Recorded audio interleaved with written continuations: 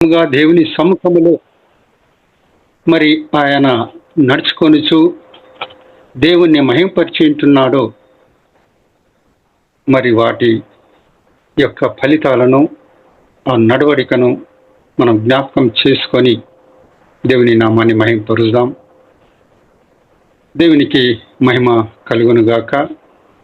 ఈ ఆన్లైన్లో మరి వాక్య సందేశాన్ని వింటున్న విశ్వాసులైతేనేమి, పాస్టర్ల గారికిని మరి వారి యొక్క సంఘాలకును నేను కృతజ్ఞుడినై మరి వారికి మా యొక్క కృతజ్ఞతలు తెలియజేసుకొనిచున్నాను. ఈ అవకాశం ఇచ్చినందుకు దేవునికి స్తోత్రములు చెల్లించుకొనిచున్నాం. ఈ దినము మనము ధ్యానించేటువంటి ఒక అంశము యోబు గ్రంథము 1వ అధ్యాయము చదువుకుందాం. యోబు గ్రంథము 1వ అధ్యాయము, పాత నిబంధనలో యోబు గ్రంథము 1వ అధ్యాయము. యోబు ఊజు దేశమునందు యోబు అను ఒక మనుష్యుడు ఉండెను. అతడు యథార్థవంతనుడు, న్యాయవంతుడునై దేవుని యందు భయభక్తులు కలిగి చెడుతనము విసర్జించిన వాడు. అతనికి 7 కుమారులను 3 కుమార్తెలను కలిగిరి. అతనికి 7,000 గొర్రెలను, 3,000 ఒంటెలను, 700 జతల ఎడ్లను, 700 ఆడుగాడిదలను కలిగి బహుమంది పనివారును అతనికి ఆస్తిగా నుండెను గనుక తూర్పు దిక్కు జనులందరిలో అతడే గొప్పవాడుగా నుండెను. దేవునికి స్తోత్రం. ఈ వాక్యాన్ని మనము చూసినట్లయితే ఊజు దేశము సిరియా దేశంలో ఉన్నటువంటి ఒక ప్రాంతమైనటువంటిది. కాబట్టి ఈ ఊజు దేశము మరి అక్కడ ఉన్నటువంటి వారిలో, అక్కడ ఉన్నటువంటి ప్రజలలో ఈ యొక్క యోబు చాలా ఆస్తిపరుడును, దేవుని యందు భయభక్తులు కలిగిన వాడును, దేవుణ్ణి యథార్థముగా ఆరాధించేటువంటి వాడునై ఉంటున్నాడు. కాబట్టి దేవుడు ఇక్కడ చెప్తుంటున్నాడు, యథార్థవంతుడును న్యాయవంతుడునై దేవుని యందు భయభక్తులు కలిగి చెడుతనమును విసర్జించిన వాడు అని దేవుడే యోబు పక్షమున మరి ఈ మాటలు పలుకుచుంటున్నాడు.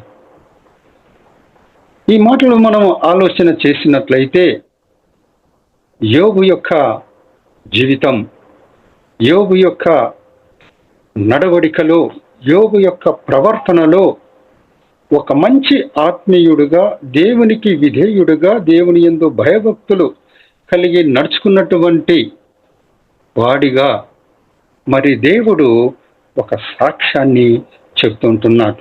ఈ అధ్యాయం అంతటిలో మనం చూసినట్లయితే ఇంత గొప్పగా ఆశీర్వదించినటువంటి యోబు దేవుని యందు భయభక్తులు కలిగి నమ్మకముగా ఆయన్ను ఆరాధిస్తూ మరి ఆయనను మహిమపరుస్తూ మరి ఆ ఊజు దేశస్థములో ఒక గొప్ప ఆస్తిపరుడుగా, గొప్ప ధనికుడుగా పేరుగాంచినటువంటి వాడుగా జీవిస్తుంటున్నాడు.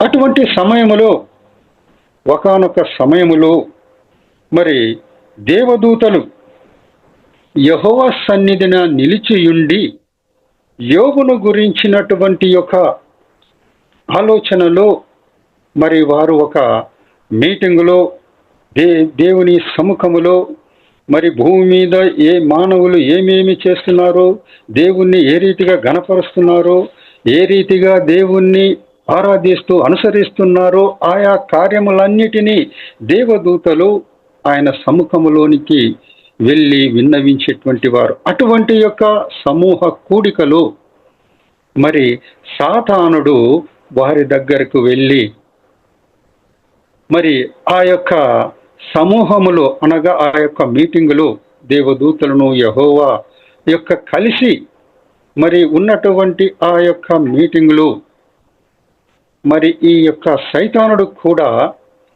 మరి వెళ్ళినటువంటి యొక్క సమయము మనం ఇక్కడ చూస్తుంటున్నాం. అప్పుడు యెహోవా దేవుడు ఆ యొక్క సైతానుడు శోధకుణ్ణి అడుగుతుంటున్నాడు. నీవు ఎక్కడెక్కడి నుంచి తిరిగి వచ్చావు, ఏమి సమాచారం తీసుకువచ్చావు అని ఆ శోధకుణ్ణి, ఆ సైతాన్ని అడిగినప్పుడు ఆ సైతాను అంటున్నాడు, ఏముంది, భూమి మీద అటు ఇటు ఇక్కడ అక్కడ తిరుగుతూ మరి వచ్చాను అని చెప్పాడు. అప్పుడు యెహోవా దేవుడు అంటున్నాడు, నా సేవకుడైనటువంటి యోబు యొక్క విషయాన్ని నీవు గ్రహించావా, చూశావా అని యెహోవా దేవుడు ఆ శోధకుణ్ణి అడిగినప్పుడు శోధకుడు అంటున్నాడు, యెహోవా దేవుడు శోధకుణ్ణి అడిగినప్పుడు ఈ శోధకుడు ఏం చెప్తున్నాడు, నీవు ఆ యోబు యొక్క ఆస్తి పట్లను అతని చుట్టూను నీవు కంచె వేసి ఉన్నావు గనుక మరి అతను ఇంతగా ఆశీర్వదింపబడి ఉన్నాడు అని చెప్తూ, అతడు భయభక్తులు ఊరికనే కలిగి ఉన్నాడా, నీవు ఇంతగా అతనిని ఆశీర్వదించటం వలనే కదా అతడు నీ యందు భయభక్తులు కలిగి ఉన్నాడని ఆ శోధకుడు చెప్తుంటున్నాడు. చూడండి, 1వ అధ్యాయము 8, 9 వచనాలు చూసినట్లయితే ఆ మాట అక్కడ ఆ యెహోవా దేవుడు చెప్పిన మాట చూస్తున్నాం. అందుకు యెహోవా, నా సేవకుడైన యోబు యథార్థవంతునుడు, న్యాయవంతుడునై దేవుని యందు భయభక్తులు కలిగి చెడుతనము విసర్జించిన వాడు, ఆ మనుషుని వంటి వాడు ఎవడునూ లేడు, అతని సంగతి నీవెప్పుడైనా ఆలోచించుతావా అని అడుగగా, అపవాది, యోబు ఊరకయ్యే దేవుని యందు భయభక్తులు కలవాడాయన, నీవు అతనికిని అతని ఇంటి వారికిని అతనికి కలిగిన సమస్తమునకును చుట్టూ కంచె వేసితివి కదా, నీవు అతని చేతి పనిని దీవించుచుండుట చేత అతని ఆస్తి దేశములో బహుగా విస్తరించి ఉన్నది. అయినను ఇప్పుడు అతని ఆస్తి నీవు మరి నీ చేయి చాపి అతనికి కలిగిన సమస్తమును మొత్తిన ఎడల అతడు నీ ముఖము ఎదుటనే దూషించి నిన్ను విడిచిపోవునని యెహోవాతో ఈ యొక్క సాతానుడు వాదిస్తుంటున్నాడు. యెహోవా దేవుడు భూమి మీద ఆయన నామాన్ని మహింపరిచేటువంటి తన సేవకుడైన యోబును గురించిన ఇచ్చినటువంటి యొక్క సాక్ష్యాన్ని మరి శోధకుడు మరి వ్యతిరేకిస్తూ, ఊరకనే యోబు నీ యందు భయభక్తులు కలిగి ఉండలేదు, అతని చుట్టూ నీవు కంచె వేసి ఉన్నావు, అతనికి కలిగిన సమస్తమును నీవు ఆశీర్వదించి ఉన్నావు, వారికి నీ యొక్క కృపను అనుగ్రహించి ఉన్నావు, అందుకే అతడు ఆ దేశంలో ఆస్తిపరుడై నీవు ఆశీర్వదించిన విధానాన్ని, నీవు అతనికి కలుగ చేసిన సమృద్ధిని చూచి నీ యందు భయభక్తులు కలిగి నిన్ను మహిమపరుస్తున్నాడు, యథార్థంగా ఉన్నాడు, నీతిగా ఉన్నాడు అని చెప్తున్నారు. ఒకవేళ అతని చుట్టూ ఉంచినటువంటి ఆ కంచెను నీవు తీసివేసి అతని చుట్టూ ఉన్నటువంటి ఆ యొక్క కృపను నీవు తొలగించి నీవు అతని ఎడల దూరమైనట్లయితే అతడు నీ ముందే నిన్ను దూషించి మరి నీ సముఖము నుండి వెళ్ళిపోతాడని శోధకుడు యెహోవా దేవునికి జవాబు చెప్తున్నాడు.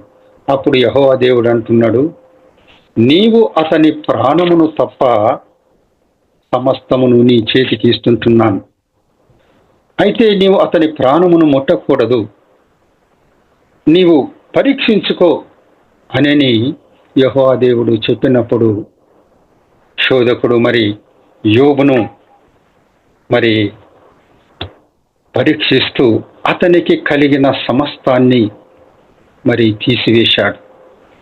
అది 13వ అధ్యాయం 14, 15 వచనములో మనం చూసినట్లయితే, ఒక దినమున యోబు కుమారులను కుమార్తెలను తమ అన్నగారి ఇంట భోజనము చేసు ద్రాక్షారసము పానము చేయుచుండగా ఒక దూత అతని యొద్దకు వచ్చి ఎద్దులు నాగలి దున్నుచు గాడిదలు వాటి సమీపమున మేయుచుండగా శబాయములు వాటి మీద పడి వాటిని పట్టుకుని పోయి ఖడ్గముతో పనివారిని హతము చేసిరి. జరిగినది నీకు తెలియజేయటకు నేనొక్కడనే వచ్చి ఉన్నానని యోబుకు సమాచారం. ఈ యొక్క నష్టము ఎవరు కలుగ చేశారు? శోధకుడు యోబు యొక్క పనివారిని మరి ఆ యొక్క నష్టాన్ని కలుగ చేసి ఉంటున్నాడు. అదే విధముగా 17వ వచనములో మనం చూసినట్లయితే, అతడు ఇంకా మాట్లాడుచుండగా మరి ఒకడు వచ్చి, కల్దీయులు 3 సమూహములుగా వచ్చి ఒంటెల మీద పడి వాటిని కొనిపోయి ఖడ్గము చేత పనివారిని చంపిరి. నీకు దాన్ని తెలియచేయటకు నేనొక్కడినే తప్పించుకొని వచ్చి ఉన్నానంటున్నాడు.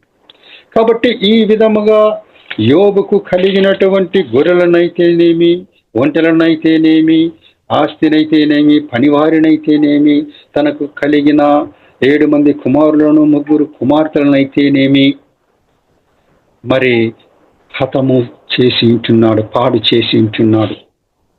ఆ మాటలు ఎప్పుడైతే యోబు విన్నాడో మరి అతడు లేచి దిగ్గున తన బట్టలు చింపుకొని క్షారము చేసుకొని భూమి మీద సాష్టాంగపడి మరి ఎంత గొప్ప సాక్ష్యము పలుకుతున్నాడో. అది భయంకరమైనటువంటి ఒక సాక్ష్యము, హృదయ ఆవేదనకరమైనటువంటి ఒక సాక్ష్యమైనది. మానవుని యొక్క జీవితంలో అటువంటి యొక్క శ్రమలు, అటువంటి యొక్క బాధలు, అటువంటి యొక్క కష్టాలు కలిగినప్పుడు తట్టుకునేటువంటి ఒక స్తోమత లేదు. దేవుని యొక్క సముఖములో దేవుడు నాకు ఇటువంటి స్థితి ఎందుకు తెచ్చాడు అని విచారించి ఎంతో కృంగి ఆత్మహత్య, ఎంతో కృంగి తనకు తాను మరి ప్రాణహాని చేసుకునేటువంటి యొక్క సమయం స్థితిలో మరి యోబు ఉంటున్నాడు. మానవులమైతే కట్టుకోలేం, కానీ యోబు దేవుని సముఖములో సాష్టాంగపడి మరి చాలా గొప్ప మాట పలుకుతున్నాడు. చూడండి 21వ వచనములో, నేను నా తల్లి గర్భములో నుండి దిగంబరినై వచ్చి తిని దిగంబరినై అక్కడికి తిరిగి వెళ్ళేదను. యెహోవా ఇచ్చెను, యెహోవా తీసుకొని పోయెను, యెహోవా నామమునకు స్తుతి కలుగునుగాక అని గొప్ప సాక్ష్యము పలుకుతూ దేవుణ్ణి మహిమపరుస్తున్నాడు. ఎంత గొప్ప మరి శక్తి, ఎంత గొప్ప నిబ్బరము, ఎంత గొప్ప ఆదరణ యెహోవా పట్ల చూపుతూ ఈ మాటలు పలికి ఉంటున్నారైతే, మానవులమైన మనము ఎటువంటి యొక్క సంఘటనలో నిబ్బరము కలిగి ఆయన మహిమపరచలేదు. ప్రియ సహోదరుడా, ప్రియ సహోదరి, మానవుని యొక్క జీవితము ఎంతో దౌర్భాగ్యమైనటువంటిది, దుర్బలమైనటువంటిది. ఎన్నో బాధలు, శోధలు, కష్టాలతో మరి ఎదుర్కొనుచు సమస్యల్లోనూ ఇబ్బందుల్లోనూ సాగవలసినటువంటి యొక్క జీవితములో నీ శ్రమలలో నీవు కృంగేవాడవుగా ఉన్నావా? నీ శ్రమలలో నీవు ఆయన్ను మహిమపరచకుండా నిర్లక్ష్యపరిచేవాడవుగా ఉండావా? సామెతల గ్రంథంలో మనం చూసినట్లయితే, శ్రమలలో కృంగిన ఎడల నీవు చేతగాని వాడవగుదు.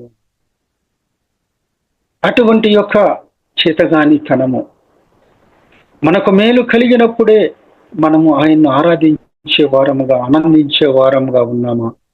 ఒకసారి మనం జ్ఞాపకం చేసుకుని.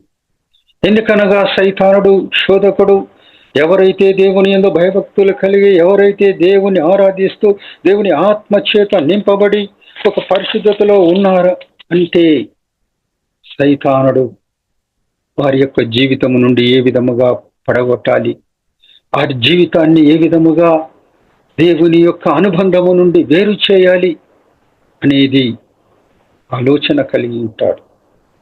అటువంటి ఆలోచనలో, అటువంటి యొక్క మరి దుర్ఘటనలలో, సమస్యలలో మనము చిక్కుబడినప్పుడు మనం ఎంతవరకు ధైర్యముగా నిలబడి ఆయన్ను ప్రార్థించే వారముగా ఉంటున్నాం, ఆయన మహింపరిచేటువంటి వారముగా ఉంటున్నాం. అబ్రహాము విషయములో మనం చూసినట్లయితే సొదొమ గొమొర్రా ప్రాంతములను మరి ఆ యొక్క దూతలు నాశనము చేయటానికి వచ్చినప్పుడు అబ్రహాము దేవుని సముఖములో ప్రార్థిస్తుంటున్నాడు. ఆదికాండము 18వ అధ్యాయం చూడండి ఒకసారి. ఆదికాండము 18వ అధ్యాయము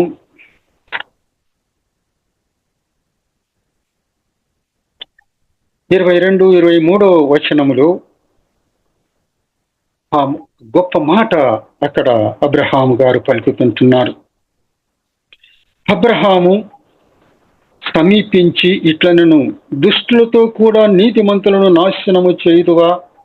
ఆ పట్టణములో ఒకవేళ 10 మంది నీతిమంతులుండిన ఎడల దానిలోనున్న 10 మంది నీతిమంతుల నిమిత్తం ఆ స్థలమును నాశనము చేయక కాయవా ప్రభువా అని ప్రార్థిస్తున్నాను.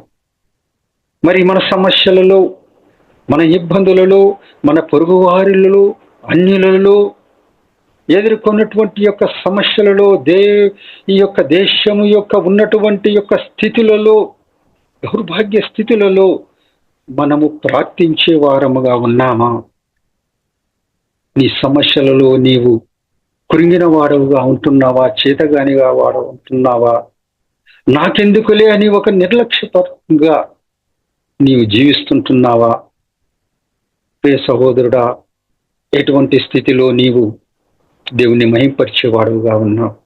శ్రమల్లో, బాధల్లో, కష్టాల్లోనే మనము ముఖ్యంగా ప్రార్థించేటువంటి వారముగా ఉండాలి.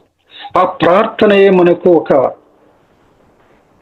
విజయాన్ని, గొప్ప ఆదరణను మనకు కలుగ చేస్తుంది.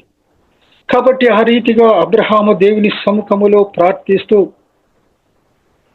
10 మంది నీతిమంతులు ఉన్నట్లయితే నేను ఆ పట్టణాన్ని కాపాడుతాను.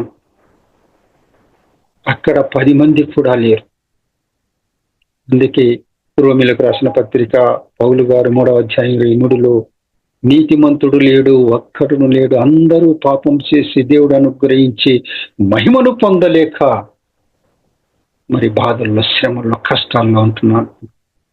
కాబట్టి 10 మంది నీతిమంతులు ఉంటే అదేనా సొదొమ గొమొర్రా ప్రాంతములు అగ్నితో కాల్చివేయబడేటువంటివి కావు. ఈ దినము మనం ఎంతమంది నీతిమంతులము, ఎంతమంది యథార్థవంతులము, ఎటువంటి ఆత్మీయ జీవితంలో మనం జీవిస్తున్నామో సహోదరుడా ఒకసారి జ్ఞాపకం చేసుకో. యోబు జీవితంలో కలిగినటువంటి యొక్క శోధనలో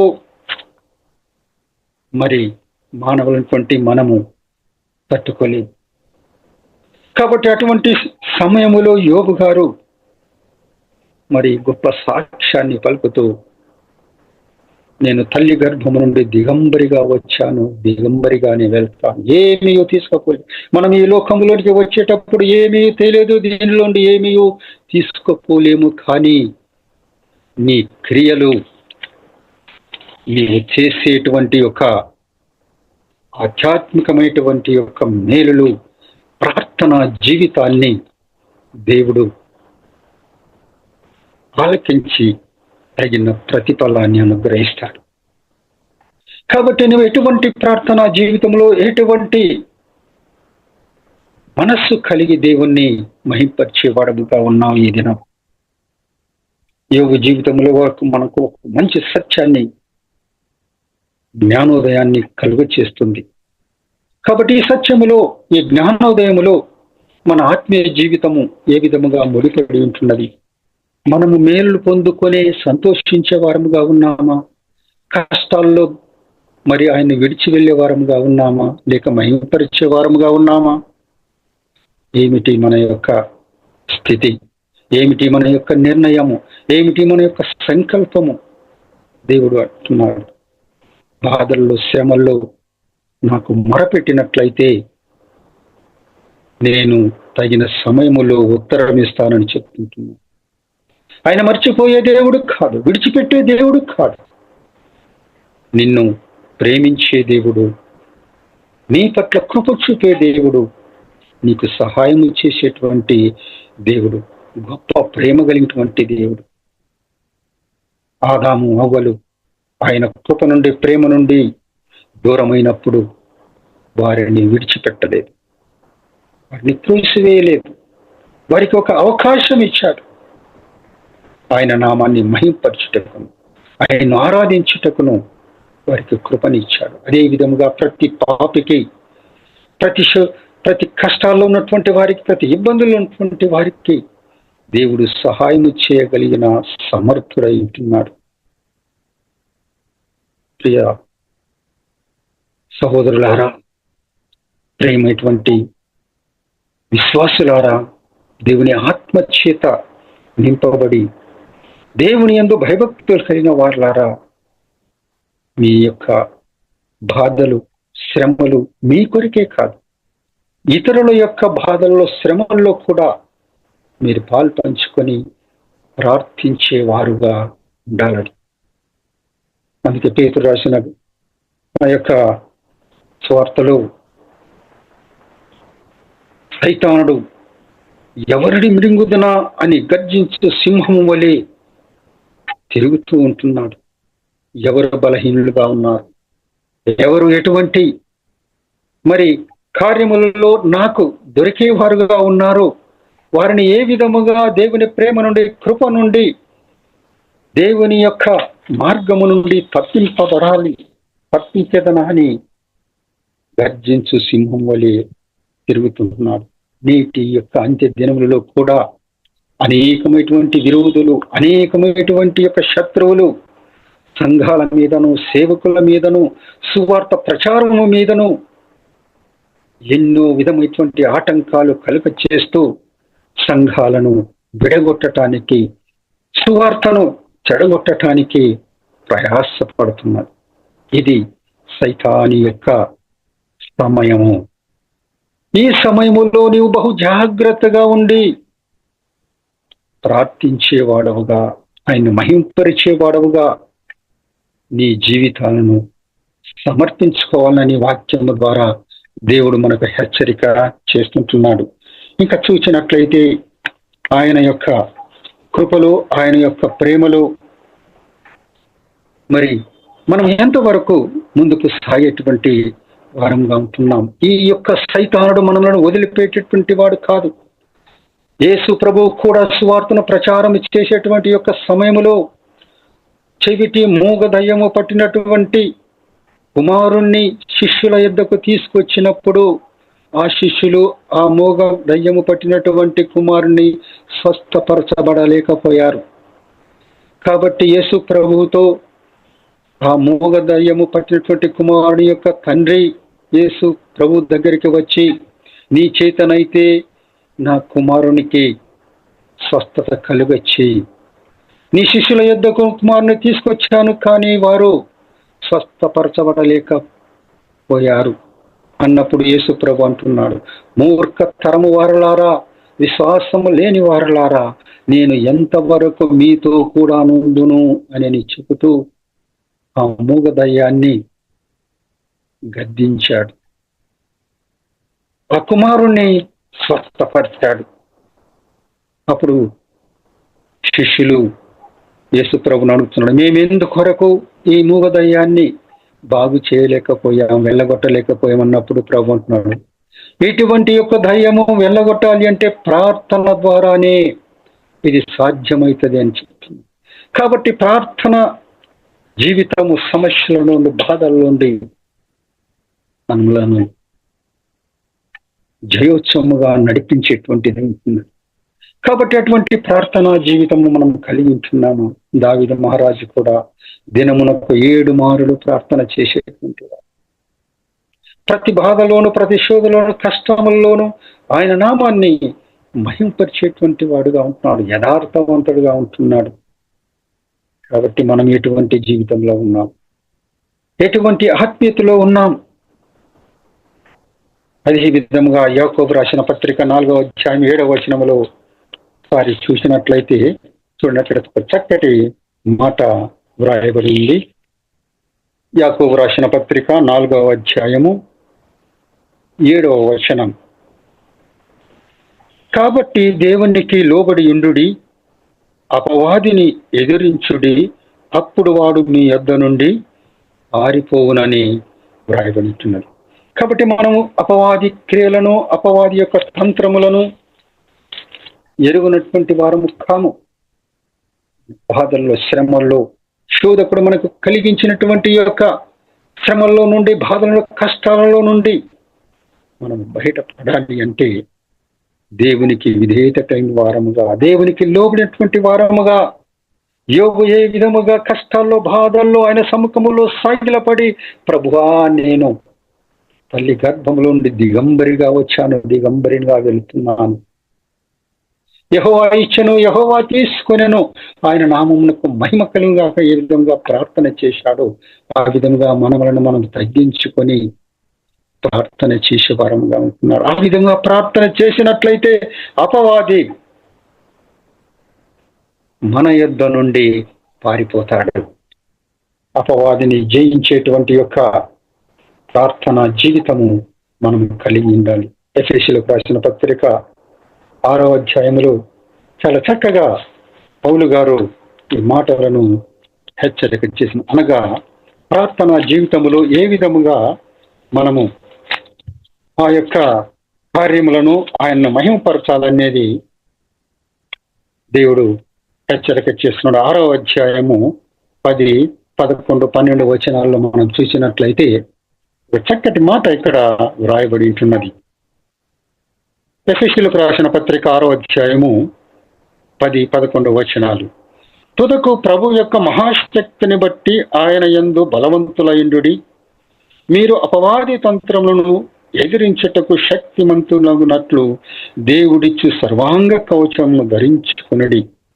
ఏలయనగా మనము పోరాడున్నది శరీరులతో కాదు, కానీ ప్రధానులతోనూ, అధికారులతోనూ, ప్రస్తుత అంధకార సంబంధమగు లోకనాథులతోనూ, ఆకాశమందున్న దురాత్మల సమూహములతోనూ పోరాడుచున్నాము.